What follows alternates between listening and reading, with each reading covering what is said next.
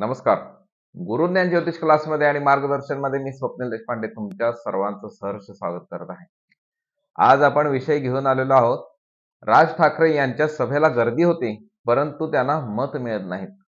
याचं कारण आपण शोधायचं आहे आणि त्याच्यावरचा उपाय सुद्धा मी तुम्हाला त्यांच्या कुंडलीद्वारे सांगणार आहे. पहिल्यांदा जर व्हिडिओ पाहत असाल आणि व्हिडिओ आपल्याला आवडला तर नक्कीच लाईक, शेअर आणि सबस्क्राईब करायला मात्र नक्कीच विसरू नका. आणि तुम्हाला सुद्धा तुमच्या कुंडलीबद्दल काही प्रश्न असतील तर तुम्ही आमच्याशी संपर्क साधू शकता. या ठिकाणी व्हॉट्सअप नंबर दिलेला आहे 9822119492. या नंबरला तुम्ही तुमची जन्मवेळ, जन्मतारीख आणि जन्मस्थळ पाठवायचे आहे आणि आम्ही तुम्हाला तुमच्या प्रश्नांची उत्तरं सुद्धा देण्याचा प्रयत्न करू. वळूया आपल्या विषयाकडे. सभेला गर्दी जमते, पण मते मात्र त्या प्रमाणात त्यांना मिळत नाहीत आणि याची कारणे आणि उपाय आणि ही सुवर्ण संधी म्हटलेलं आहे. सध्या मुंबई महानगरपालिकेच्या निवडणुका होणार आहेत. पूर्ण देशाचं लक्ष या निवडणुकीकडे लागलेलं आहे. तर अशी सगळ्यात महत्वाची मुंबईची महानगरपालिका निवडणूक ही एक संधी आहे राज ठाकरे साहेबांना. हे का मी म्हणतोय याचं सुद्धा प्रश्नाचं उत्तर तुम्हाला या ठिकाणी मिळणार आहे. वळूया आपल्या त्यांच्या कुंडलीकडे. त्यांचा जन्म झाला 14 जून 1968 साली संध्याकाळी 5:44 मुंबई येथे. आपण त्यांच्या कुंडलीचा अभ्यास भरपूर केलेला आहे. आतापर्यंत आपण बरेचसे व्हिडिओ राज ठाकरे साहेबांच्या वरती बनवलेले आहेत.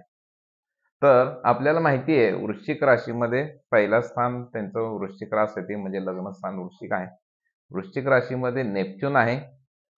अत्यंत भावनाविवश अशा या व्यक्ती असतात आणि वृश्चिक रास ही जशी तापट असती तशी प्रेमळ स्वभावाची सुद्धा ही रास असते. या ठिकाणी मिथुन राशीमध्ये बुध आहे, मंगळ आहे आणि रवी आहे.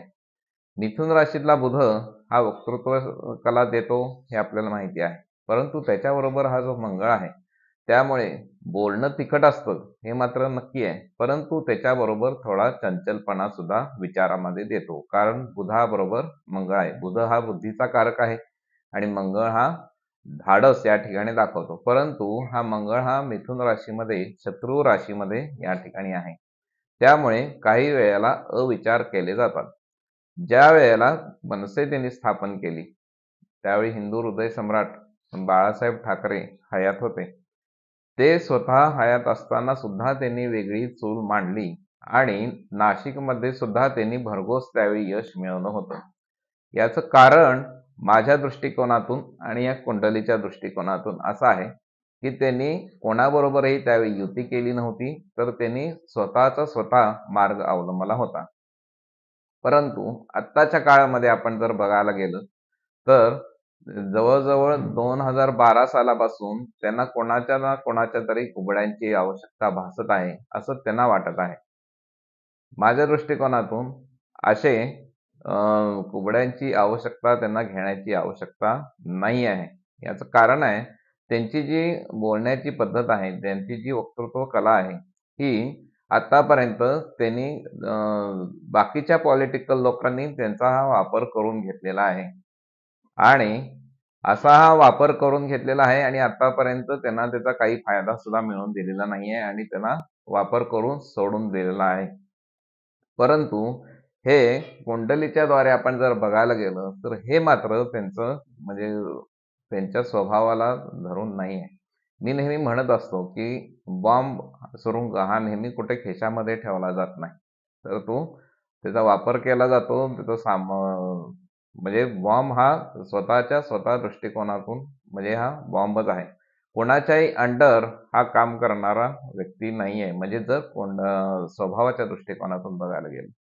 परंतु सध्या मात्र ते एकमेकांचे म्हणजे थोडेसे विचार इकडं डावीकडं उजवीकडं होताना दिसत आहेत आणि त्यामुळे कार्यकर्ते सुद्धा यामध्ये संभ्रमात पडत आहेत आणि सभेला गर्दी होती आणि मतं मात्र दुर्मिळ मिळतात. याचं कारण असं आहे की त्यांना मत देणारा मतदार हा सुद्धा गोंधळलेल्या अवस्थेमध्ये आहे. आपण डावीकडे मत द्यायचे आहे की उजवीकडे मत द्यायचं आहे हे सुद्धा त्या मतदाराला कळत नाही. त्यापेक्षा कुंडलीनुसार मला असं वाटतं की त्यांनी स्वतःची चूल वेगळी पुन्हा मांडावी आणि मुंबई महानगरपालिका स्वतंत्रपणे लढवावी. याचा फायदा एक असा होणार आहे की निकालानंतर समजा त्यांच्या काही सीट आल्या तर ते नक्कीच सत्ताधारी पक्षासाठी डील करू शकतात आणि हीच त्यांच्यासाठी अत्यंत सुवर्ण संधी आहे. तुम्हाला काय वाटतं? मला तरी वाटतं त्यांनी हिंदुत्व सोडू नये. तुम्हाला काय वाटतं? तुम्ही नक्कीच मला कमेंटमध्ये सांगू शकता. व्हिडिओ आवडला असेल तर लाईक, शेअर, सबस्क्राईब करायला नक्कीच विसरू नका आणि तुम्हाला तुमच्या कुंडलीबद्दल काही प्रश्न असतील तर आम्हाला नक्कीच विचारू शकता. या ठिकाणी फोन नंबर आपण दिलेला आहेच. नमस्कार.